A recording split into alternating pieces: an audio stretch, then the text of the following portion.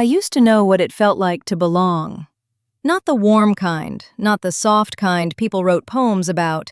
I mean the practical kind, the kind that settles into your bones, the kind where you know whose hands will reach for yours when you stumble, whose voice will find you in a crowd, whose silence means safety. That was before the night my name turned into a weapon.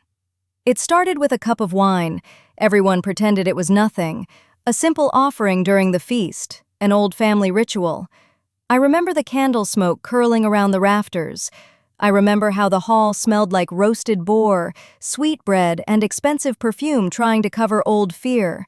I remember my sister's smile. Merowyn always smiled like she was holding a blade behind her teeth. The accusation wasn't sudden. It never is. It grew like mold in hidden corners.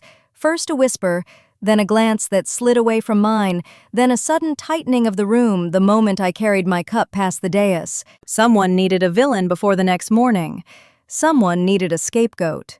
When the Duke's seal shattered in the chapel later that night, when the wards around his chamber failed, only an idiot would think it was fate.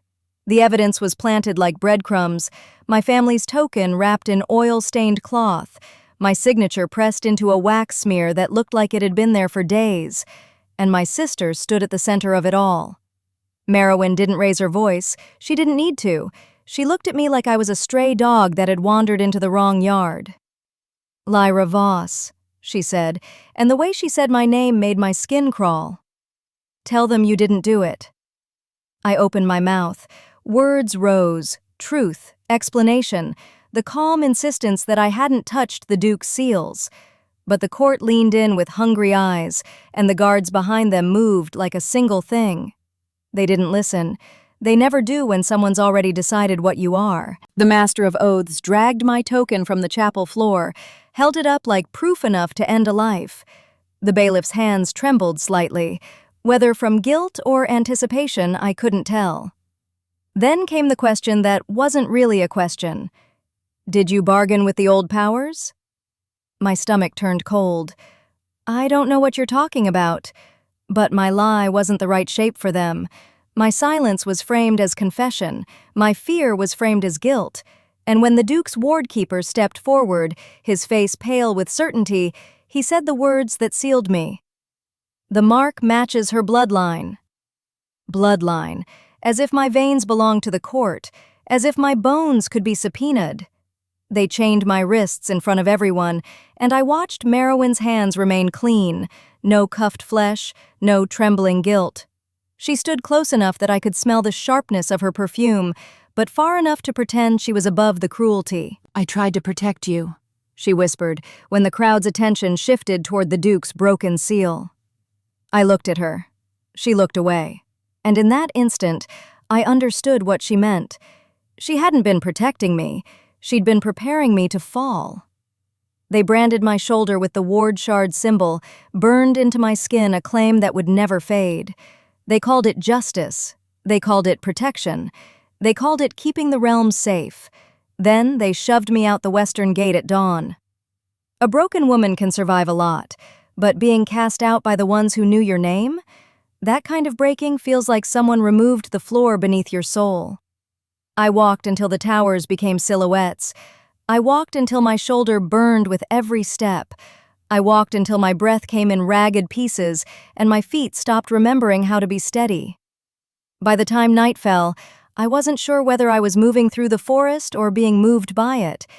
The trees leaned closer. The wind carried distant howls that didn't feel like wolves. They felt like warnings. I should have kept going. I should have found shelter, found water, found a way to live quietly enough that no one thought to hunt me. Instead, I did the stupid thing. I trusted an animal. A gray fox stumbled out of the brush with a limp leg and blood darkening the fur around its paw. Its eyes were too bright for how thin it was, the kind of alertness that comes from hunger and pain. I didn't even think. I crouched. I pressed my thumb to the wound with a careful touch, murmured a calming sound under my breath the way my mother used to do when I was little and had scraped my knees. The fox flinched. Not from me, from something behind me. The air changed. The night tightened. Footsteps circled, not soldiers, not peasants, too measured, too light. I stood slowly, my hands still open, showing I meant no harm. Bandits stepped out, 5 of them, cloaks stitched with cheap gold thread that only looked rich in daylight. Their leader wore a mask carved like a beast skull. "Founder," he said to his men. He said it like I was meat he'd promised himself. "You're Lyra Voss," he added. His voice turned casual on my name, like the court's condemnation was a joke between him and his friends. I could have run. I should have run. But my body remembered the chain, the brand, the way the court's eyes had moved over me as if I wasn't there. So I forced my feet to stay planted. "Let me go," I said, because I still believed in basic rules. Truth. Reason. That my voice would remind them I was human. The bandit leader chuckled. "Human? You smell like old smoke." My shoulder burned again, not from the brand itself, but from something deeper, something that had been quiet since the chapel. I didn't know it had been awake. I only knew that as he approached, the night around me began to pulse with a faint warmth, like I had a fire inside my bones and it was trying to breathe. The fox shivered, then darted back into the brush.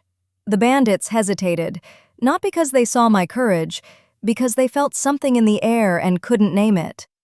The masked man raised his hand, and 2 of his men stepped forward to seize me. I didn't fight. I did something worse for them. I hummed.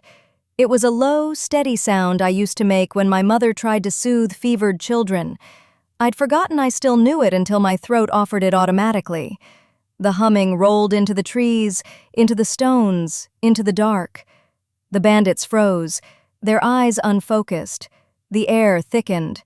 Then, like a tide turning, the forest answered. Vines that shouldn't have been able to move, vines that had been dead and brittle in moonlight, stirred and lifted as if pulled by unseen hands. The bandits cursed. One of them yanked his knife free, blade flashing. He lunged, but his wrist twisted midair, like an invisible rope had caught it. He stumbled, fell, and stared at me with the shock of someone who had never believed in consequences. I kept humming. The vines curled around his ankles, not strangling, not killing, simply holding. The leader backed away, his mask tilting as if his head was suddenly too small for his fear. "No," he snapped. "That's not—" I stopped humming. Silence dropped like a stone, the vines loosened as if they were disappointed, and the bandits scrambled backward into the darkness. The leader didn't run. He stared at my branded shoulder like he was looking at a door key. "Your court made you a scapegoat," he said, voice softer now, dangerous in a different way. "But someone else will need you." Then he vanished into the trees with his men. I stood there breathing hard, the night still warm in my skin. I looked down at my hands. I hadn't thrown magic like a spell. I hadn't stabbed anything. I had just soothed, and the world had obeyed. That should have terrified me. Instead, it made a small, stubborn flame ignite in my chest. If I could do that without knowing it, then maybe I wasn't only the thing the court accused. Maybe I was still more. I walked away from the vines and the fox and the footprints. I kept going until my legs trembled and my vision blurred. Somewhere beyond the trees, bells rang, deep, slow, like the realm itself was calling for a different kind of order. In the distance, lights flickered, torches, lanterns, the shape of a road leading somewhere built for safety. I reached it on the 3rd day. The first thing I saw wasn't a gate. It was a line of massive beasts chained as guards. Not wild, not starving. Wolves, no, something larger, something older, rested with heavy discipline, their bodies coiled like weapons. Their eyes tracked me from behind iron bars. I swallowed. My shoulder throbbed. The brand felt less like a wound and more like a beacon. A guard stepped forward, human, but with the posture of a man trained to anticipate violence. He looked me over as if I were a stain that needed scrubbing.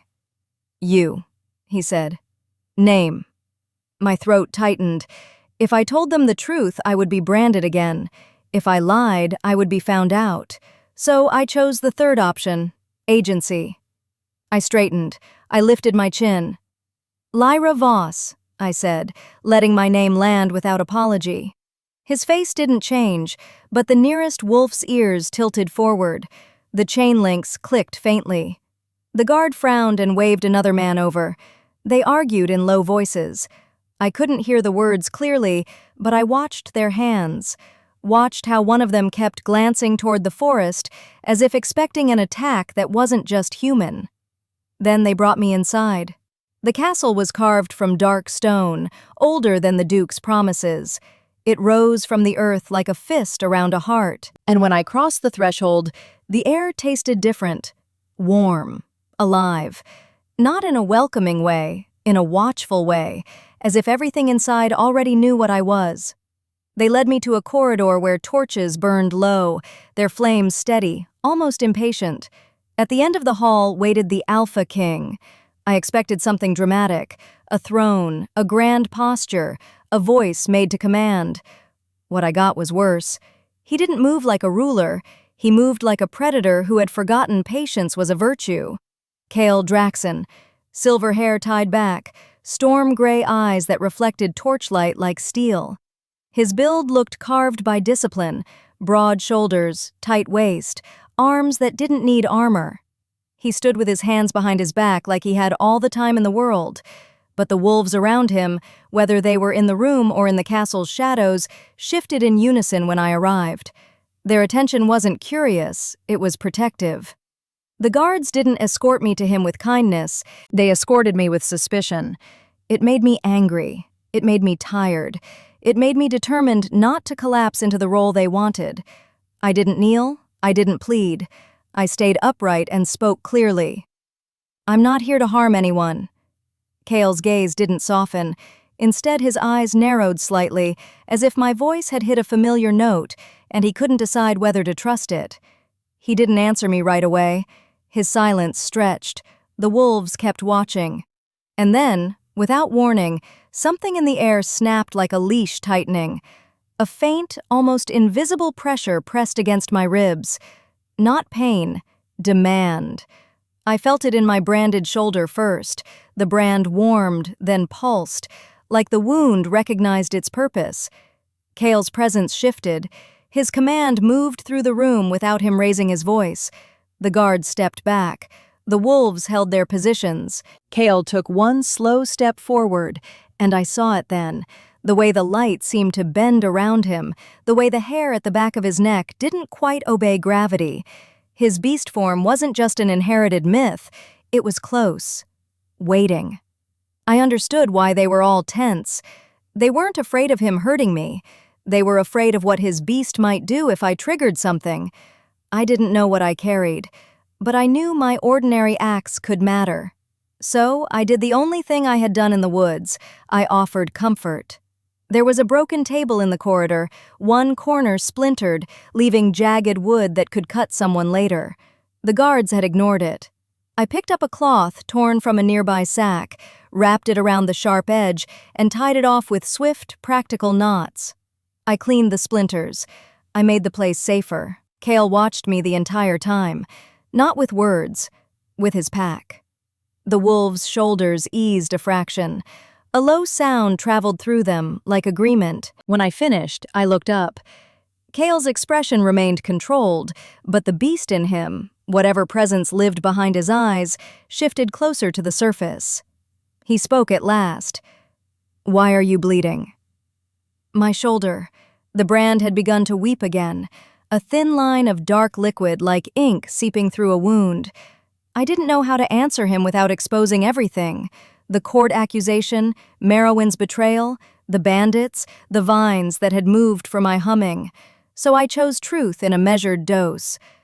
I don't know, I admitted, but it started when I calmed something that was hurt. His gaze sharpened. Something hurt. I nodded once. A fox, and then men in the woods. The air in the corridor tightened again. Cale's pack shifted, and one wolf stepped forward as if it wanted to circle around me, press its body against my side, claim me from the world. Cale lifted a hand.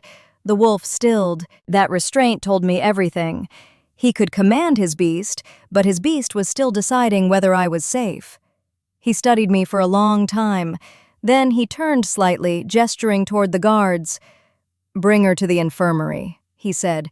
"Not chains, not cells." The guards looked startled. One opened his mouth to object. Kale's beast presence tightened like a snapped leash. The guard shut his mouth. I walked forward without triumph. I walked forward with cautious hope. In the infirmary, I expected cold metal and blunt questions. Instead, there was warmth. A healer, an older woman with hands scarred from years of practice, approached with a basin and clean cloth. She didn't ask my name. She asked what I could tell.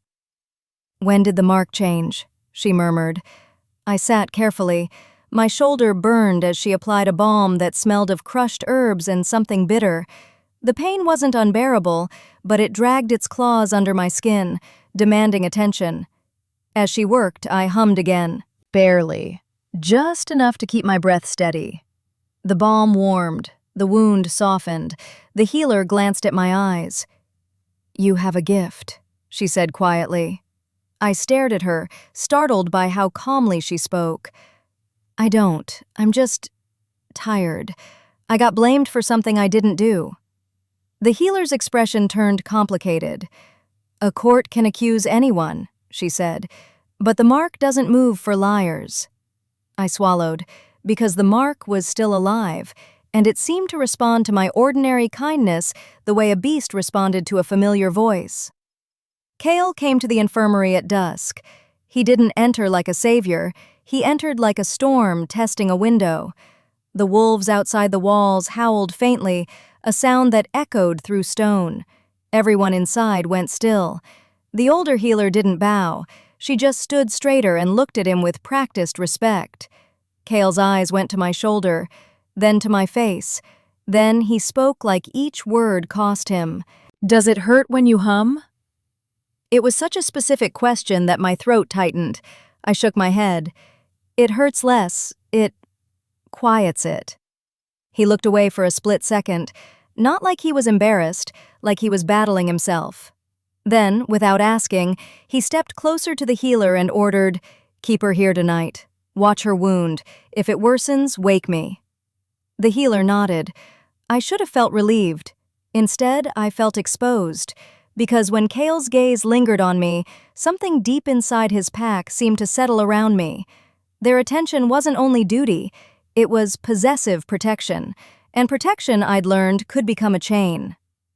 That night I slept in a room that smelled of clean linen and iron herbs. When I turned on the mattress, the wolves outside the door shifted. Their paws scraped stone faintly, patient as thunder waiting for a moment to strike. I lay awake, listening. In the quiet moments, I heard it. A second rhythm beneath the castle's heartbeat, not mine. Kale's beast. It moved around the walls like a living guard. I didn't know what it wanted from me, but I knew it didn't want to lose control. Before dawn, the change began. My shoulder burned so hot it made my vision blur. I sat up, gasping, balm gone slick with heat, the wound throbbing like it was trying to open. The infirmary door creaked. Kale entered without knocking. His presence arrived first, air thickening, wolves going silent, and then his footsteps. He moved toward me fast enough that I flinched, but he didn't touch me. He just looked at my wound. His jaw tightened. "Again," he said. "Again?" I stared at him. "Do you know this?" His eyes flicked to mine, then to the healer. The healer looked guilty before she even spoke. "It's the first time she's awakened it, but she's not the first one with that mark." Kale's voice turned lower. "Who else?" The healer hesitated. Merowyn's name didn't appear, but I felt the shape of it in the room, like a shadow that had been held back too long.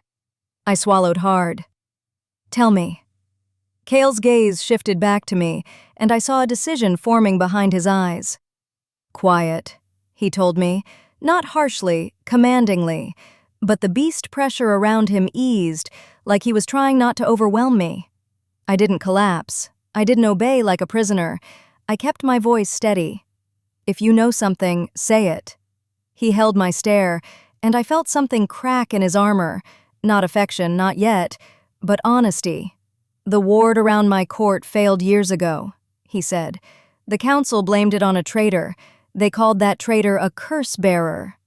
My skin prickled, because the words sounded like my own accusation. He continued, "That curse-bearer was supposed to die, but she survived, barely, and every time she tried to heal, her mark pulled at something deeper in the world." My breath caught. Cale's eyes didn't look away. "She was gone before I arrived," he said, "and the last report I received was that she was sold to pay a debt." My stomach turned, not just because of the horror, because of the familiar pattern, because I had always thought my betrayal was personal. Now it felt like it was programmed. My wound surged with heat again. The mark wasn't only reacting to me, it was reacting to someone's plan. Cale's wolves growled outside the walls, not at me, at the air. I heard it then, a faint chime beyond the infirmary door, like someone had struck a bell made of glass. A signal. Cale's head snapped toward the door. The healer grabbed a cloth and held it over my shoulder, trying to soothe the mark. But the wound fought back. The air shimmered, and I realized with a sudden horror that I hadn't been the target of just one plot. I was the key. To Cale's enemies, to a curse that wasn't a curse at all, but a mechanism. Cale moved closer. This time he didn't stop himself. His hand hovered over my branded shoulder, not touching, but close enough that I felt heat rise into my skin. "Breathe," he said. His voice wasn't gentle, but it was controlled. My throat trembled. "I'm trying." A low sound rose in his chest, as if his beast wanted to come out and take over. The room shook with the force of it. I stared at Cale, terrified and furious and strangely drawn. He was strong, the kind of strong that could break enemies, but the way he held back, how his beast waited for permission that I didn't know I could give, made my anger soften into something else. Not submission, choice. I hummed. The sound left me like a thread. The mark responded. My wound quieted. The air stopped shimmering. Cale's shoulders eased as if he'd been holding himself upright with sheer will. He looked at me like he'd just witnessed a miracle that refused to be simple. Then the door slammed open. A woman entered without fear. Merowyn Hale. Her hair was perfect. Her eyes were too bright, too calm, like she'd come to collect something she'd already decided was hers. The healer stiffened. Cale's wolves bared their teeth. Merowyn smiled anyway. "Still alive?" she asked me. My hands curled into fists. I didn't reach for her. I didn't lunge. I just stood there, and the mark beneath my skin pulsed once, like a warning. Merowyn's gaze flicked to it. Recognition sharpened her smile. "You really are the chosen one," she murmured. "They should have killed you. Instead, they brought you to him." Cale stepped forward. His voice turned iron. "Leave." Merowyn didn't flinch. She turned to him like he was the foolish one. "You don't understand what you're housing," she said. "This isn't mercy. It's an instrument. It will open the old prison door under your court." The room went cold. The healer's face drained of color. I looked between them, realizing I was the only one left in the dark. Cale's beast pressure surged again, but he forced himself to stay in human form. Slowly, he looked at me. Not with accusation, with something that looked like restraint struggling against instinct.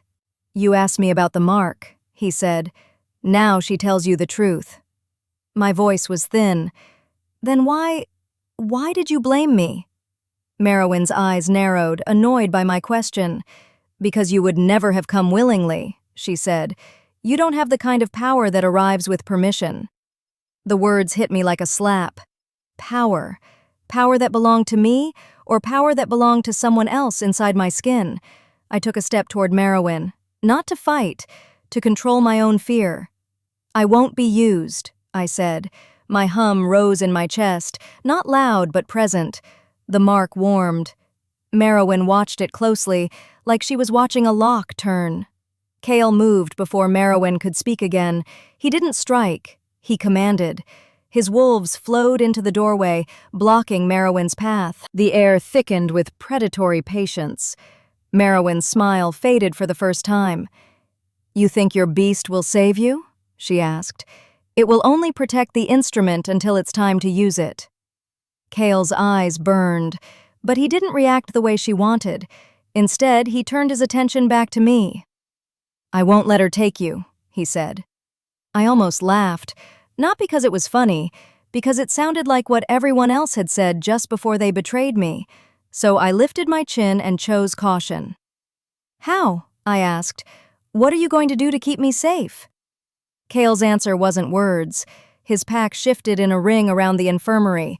The wolves didn't just guard the room, they guarded the spaces between me and every threat.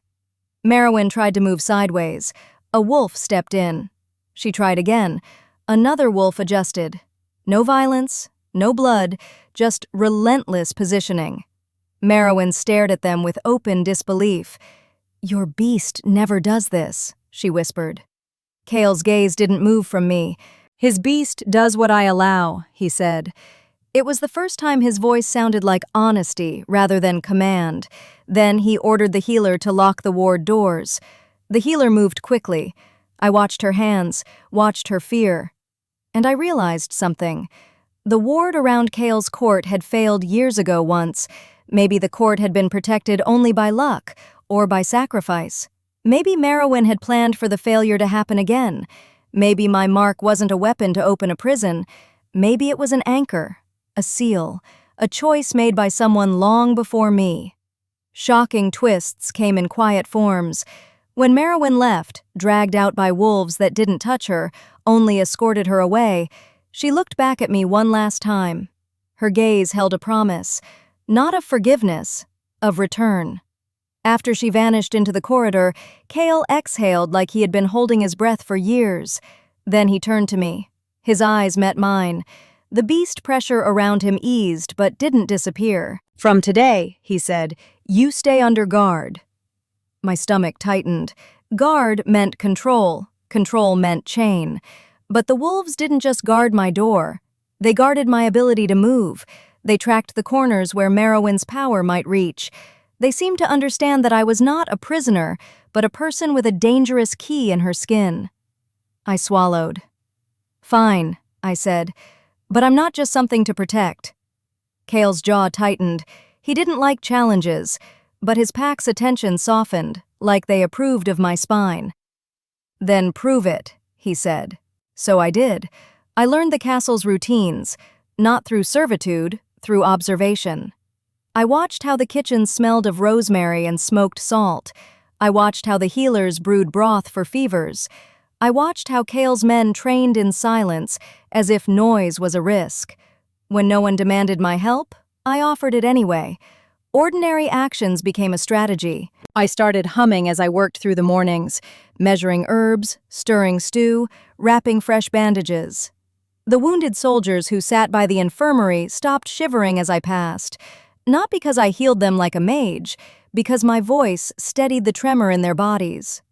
The mark on my shoulder warmed with each kind act, and the wolves began to gather near me, not the way wolves gathered around food, the way wolves gathered around a familiar presence. The first time I folded clean cloth for a wounded guard, he stared at me with tears he didn't understand.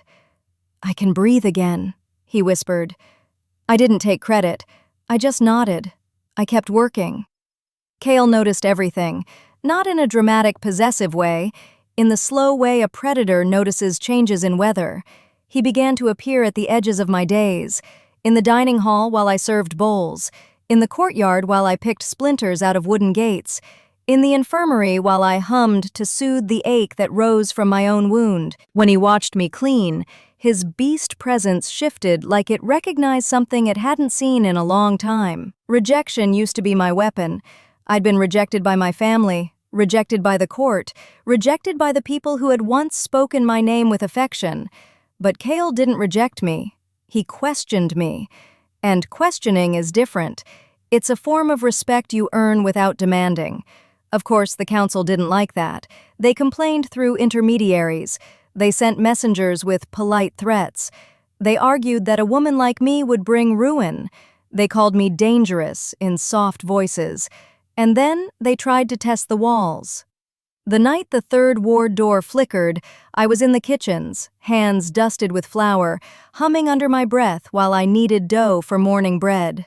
The castle lights dimmed, torches guttered.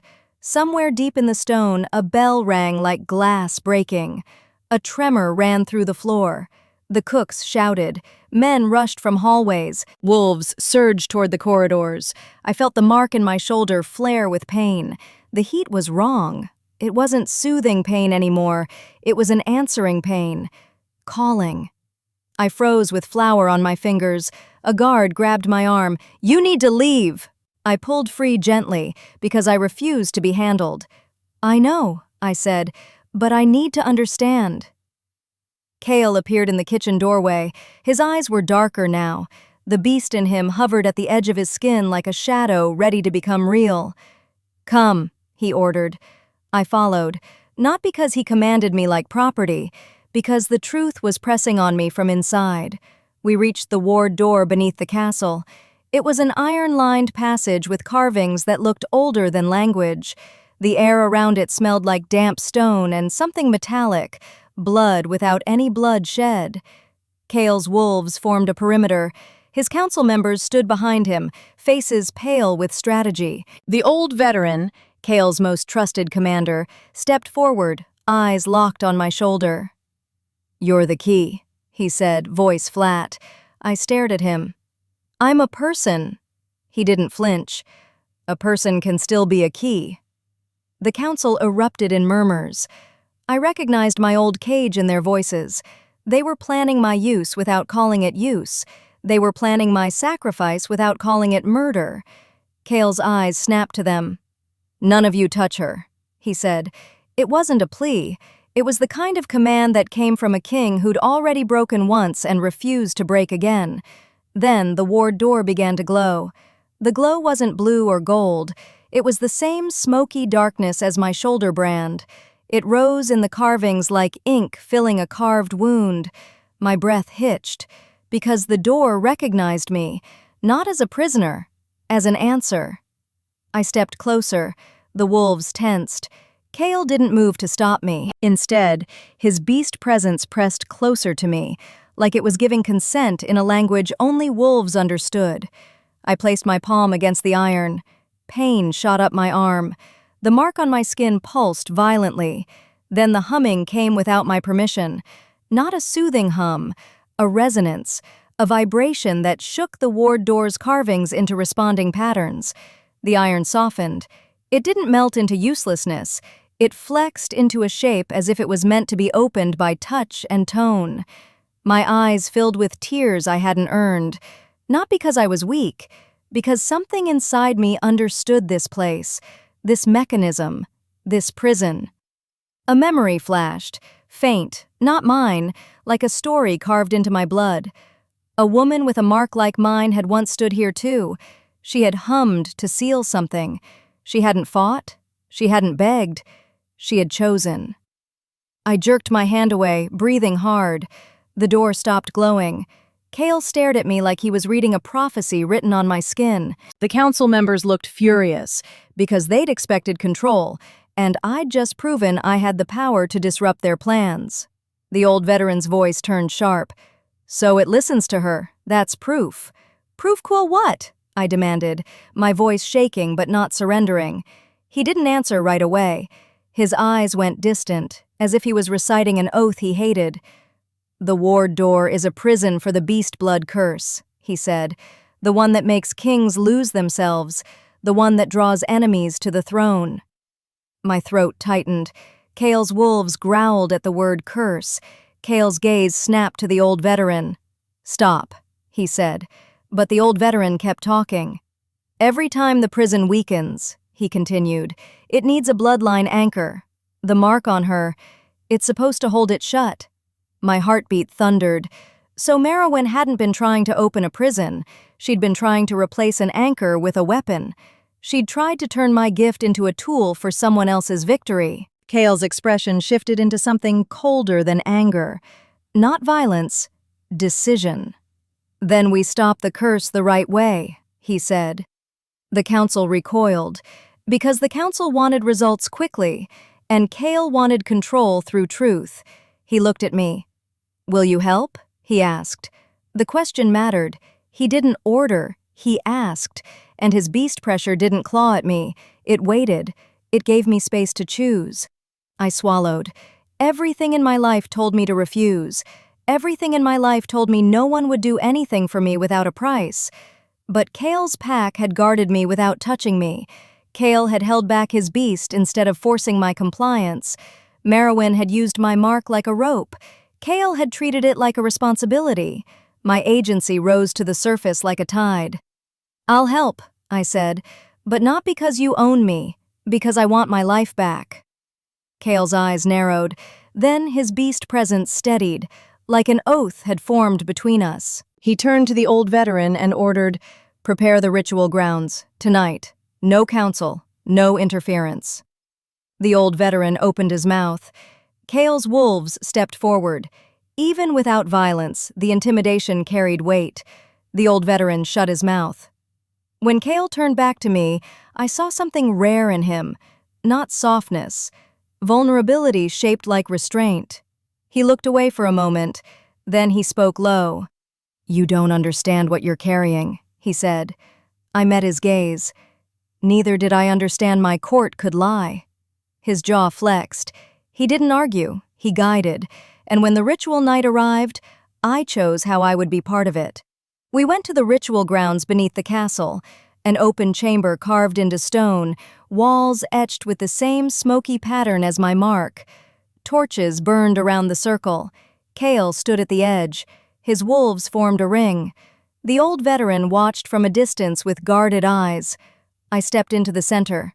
I didn't chant. I didn't fling power. I did ordinary things that made the realm feel safe.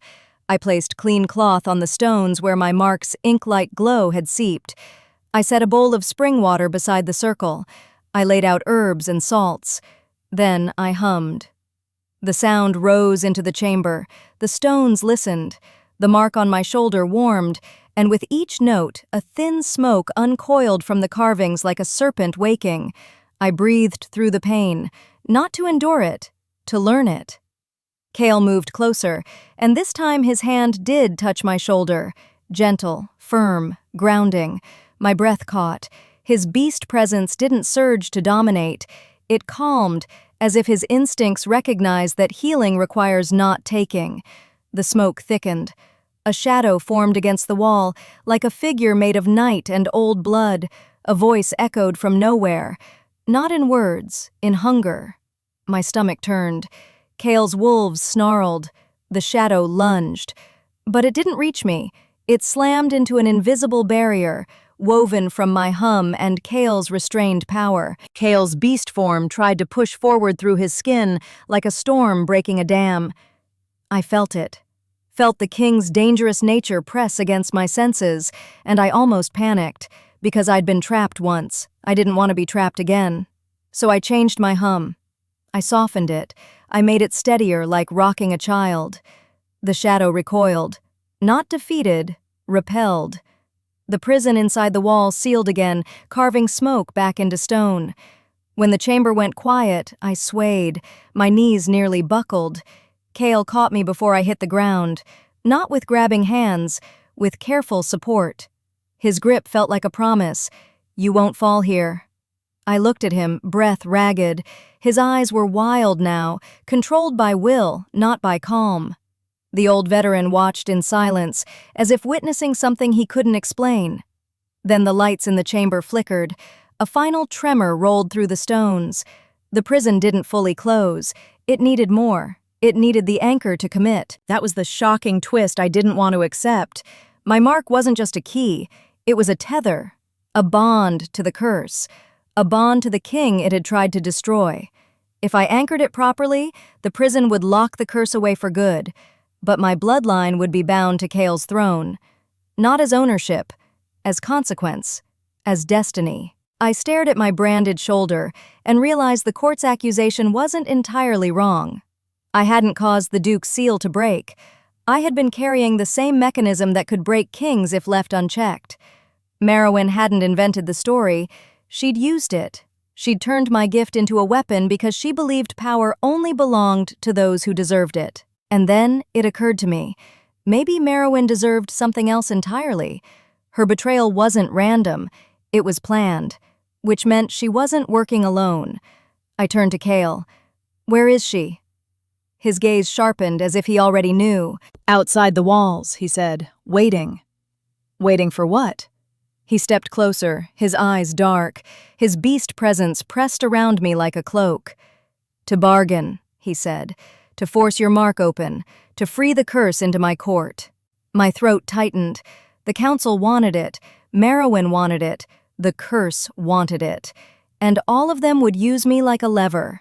Not if I chose first. I straightened, pushing myself upright. Kale's grip tightened slightly, then relaxed when he realized I wasn't going to collapse. I took a slow breath. Then I stepped toward the chamber's inner carvings and pressed my palm onto the stone where the mark's pattern matched mine. "I can lock it," I said, "but I need one thing from you." Kale's eyes narrowed. "Name it." I swallowed. My voice turned quiet, but it wasn't afraid. "Don't hide behind orders," I said. "Don't make me a tool. Let me choose what this bond means. When it locks because I want it." The room went still. The wolves held their breath. Kale stared at me like I had just offered him something more terrifying than danger. Honesty. He stepped closer, and this time he allowed his beast presence to show itself without taking over. A low growl vibrated in his chest, not directed at me, directed inward, like he was fighting the habit of control. Then he nodded once. "I will ask," he said, "not take." That was when I felt his walls begin to crack, slowly, not because he was forced, because I offered him a choice he'd never given himself permission to accept. That night we went to the battlements. Merowyn stood outside the castle gates with a small group of followers. Their eyes gleamed with the same smoky hunger that had formed in the ritual chamber. She held something wrapped in cloth. When she unwrapped it, I saw the edge of an old seal, black metal etched with the same crescent symbol as my brand. My shoulder burned in anticipation. Merowyn smiled like she'd already won. "I told you," she called. "It's an instrument, an anchor, a leash." Kale stepped forward. His wolves snarled. But he didn't command violence. He commanded truth. "You set her up," he said. Merowyn laughed. "Of course I did. Courts need sacrifices. Kings need distractions." My heart hammered. Distraction. So the Duke's seal-breaking wasn't only about the Duke. It was a chain reaction, a way to pull attention away from Kale's weakening prison, a way to ensure Merowyn's plan would land at the right moment. Merowyn lifted the seal fragment. A thin line of dark smoke rose from it, drifting toward the castle walls. Kale's wolves surged instinctively. Kale raised his hand to stop them, but his eyes flicked to me. He needed my hum. I understood. So I didn't wait for permission. I stepped forward onto the battlements, humming under my breath. The sound rose like a rope thrown across a river. The dark smoke reached for the castle. It met my hum, and it recoiled. Merowyn's smile faltered. She looked furious now. "You don't know what you're doing," she hissed. "I do," I said. My voice surprised me. Steady, strong, mine. Because agency wasn't a scream. It was the choice to learn what power does. I raised my branded shoulder and let the wound glow faintly. The crescent symbol flared. The prison inside the castle answered. Merowyn staggered back as if the sound had struck her. She clenched the fragment, tried to push smoke forward anyway. But my hum shifted. I didn't soothe this time. I anchored. I turned my ordinary voice into a foundation.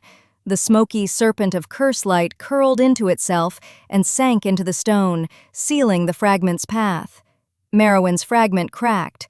She stared at it in disbelief. "No!" Kale stepped forward beside me. His presence didn't dominate. It joined. His beast growl vibrated through the stones in harmony with my humming. We weren't fighting. We were completing a bond. The last of Merowyn's smoke dissipated. Her followers retreated, faces twisted with fear. Merowyn stood alone, eyes wide. "You'll regret this," she spat at Kale. Kale didn't respond to her. He looked at me, and his pack moved around us like a shelter built from loyalty. The king's walls came down slowly after that. Not in a sudden confession. In the small ways, he stopped treating me like a necessary risk. He began to listen when I spoke. He began to ask questions instead of issuing orders. He began to let my hum guide his own restraint.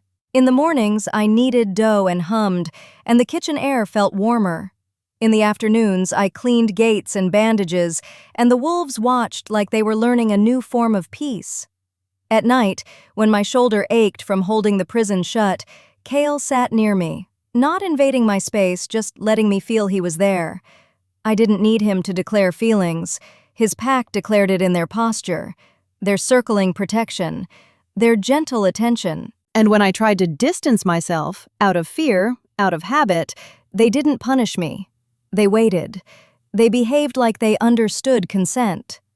Eventually, Merowyn was removed from the grounds, not by me and not by bloodshed, by law, by the council's inability to justify their betrayal. The truth surfaced. The Duke's seal-breaking had been orchestrated through forged token seals, through bribes and planted evidence. Merowyn's handwriting matched the wax smear. Her perfumes matched the chapel residue. Her ring bore the crescent symbol.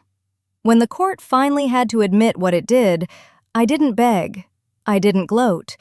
I just watched as the realm rearranged its story to fit reality.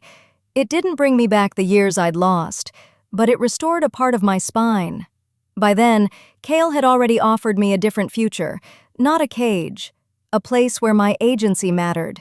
He led me to the throne chamber before the next full moon. The room was grand, but not careless.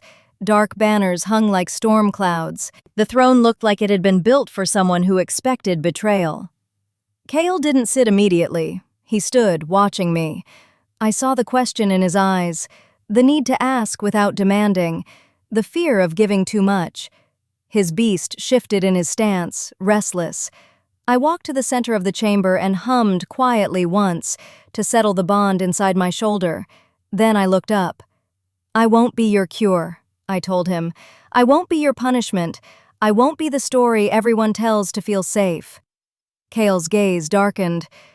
"Then what will you be?" he asked. My throat tightened. I thought of my old family, of Merowyn's betrayal. I thought of the vines that listened to my humming. I thought of the fox with its hurt paw.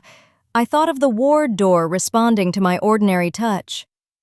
"I'll be your partner," I said. The word felt strange, but it fit. Kale didn't smile. He exhaled, and his beast, finally, fully, seemed to release its grip on restraint, not in violence, in acceptance. He reached for my hand. When his fingers brushed mine, the bond inside my skin pulsed warmly, as if the prison itself recognized that the anchor had chosen. His wolves lowered their heads like a vow. Kale guided me toward the throne, but he didn't force me to sit. He waited until I leaned into him, until my hand rested against his arm without fear. Only then did he lower himself beside me. The chamber held its breath. I felt the gaze of nobles and soldiers, all watching the scandal of a rejected woman being claimed. But I wasn't claimed like property. I was chosen like destiny that had learned it could be kind. Kale spoke to the council quietly, like each word was a stone placed with care. "Her power will not be used against the realm," he said. "It will protect it, and any court that tries to betray her will answer to my beast." The council fell silent. The pack's presence made fear unnecessary. Kale's walls didn't vanish. They reformed into something sturdy, something that could hold love without becoming a cage. And I felt my own walls change too, not from breaking, from rebuilding. The woman the court cast out wasn't only surviving anymore, she was steering her own fate. As Kale's hand rested at my waist, careful, respectful, I leaned close enough that our breaths aligned. My shoulder ached less now. The prison stayed sealed, the curse stayed locked, and the beast inside the king finally acted less like a weapon and more like a guardian of the chosen. I didn't need him to say love. His pack had always spoken it. I had only needed to believe I was worth being chosen. Now, under the moon's first light, I let myself accept what I'd earned. And when the Alpha King turned his face toward me, the silence between us wasn't empty. It was full. It was ours. Destiny pressing down became destiny lifting, transforming us from betrayal and exile into a bond built on consent, healing, and power used for protection instead of conquest. We didn't break the past by fighting it. We broke it by refusing to become what they feared.